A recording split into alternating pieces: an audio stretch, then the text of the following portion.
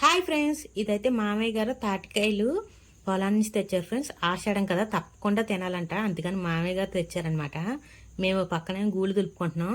మామయ్య గారు మళ్ళీ ఈ పని పెట్టారని మేము తిట్టుకున్నాం అనమాట. మేము ఎవరికోళ్ళకి ఇచ్చేస్తానులే అని అన్నారు. మేము మాత్రం ఒప్పుకోలేదు.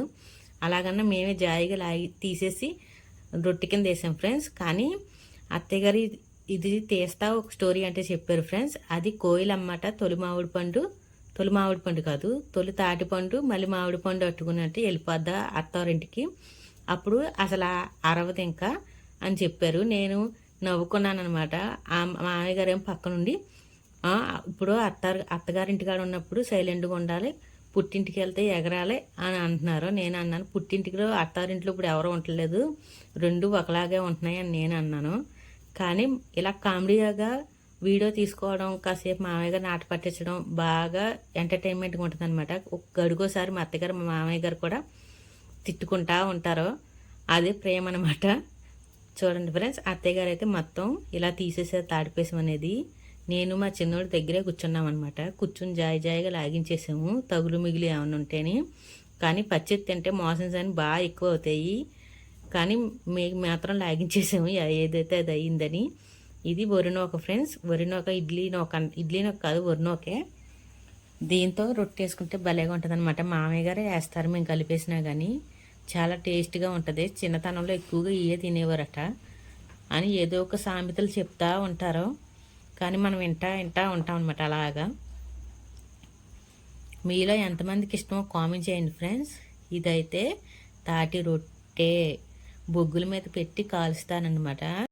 పూర్వకాలం అయితే ఏయో ఉండి అంట జల్లాగా ఉన్నాయి ఫ్రెండ్స్, వాటితో తీసేవారు, ఒబ్బుడిగా వచ్చేది అనమాట. ఇప్పుడు అలా లేదు కదా. మీరు కూడా ఒకసారి ట్రై చేస్తే ఇలా ట్రై చేయండి. ఏదైనా టిఫిన్ కరెక్ట్గా తాటి టెంకలు అనేది క్లీన్ చేసేసుకుని శుభ్రంగా ఇలా తీసేసుకుని ఈజీగా ఉంటుందన్నమాట. బెల్లం గట్ట నూక వేసుకున్నాక అప్పుడు పీస్ తీస్తుంటే తేలిగ్గా ఊడొచ్చేస్తుంది, అందులో పీస్ అంతా వచ్చేస్తుంది, బాగుంటుంది అని చెప్తున్నారనమాట.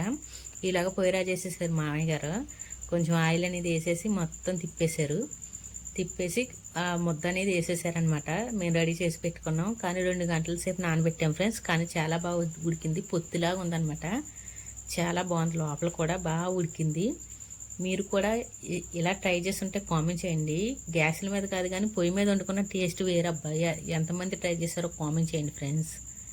చూడండి, మామయ్య గారు వేసేసారు. పైన ప్లేట్కి కూడా నూనె రాశారనమాట. నూనె రాసి సమానంగా పెట్టేసేసి అరిటాకు అనేది కోసుకొచ్చేసేసి దాని మీద వేసేసారు. బొగ్గులు కూడా వేసేసారు. బొగ్గులు వేసేసేసి 1 గంట 2 గంటల దాన్ని వేపి వెళ్ళలేదనమాట. మేము దగ్గరికంటే ఉడికిపోయి ఎంత అందంగా పొత్తులాగా ఉంది.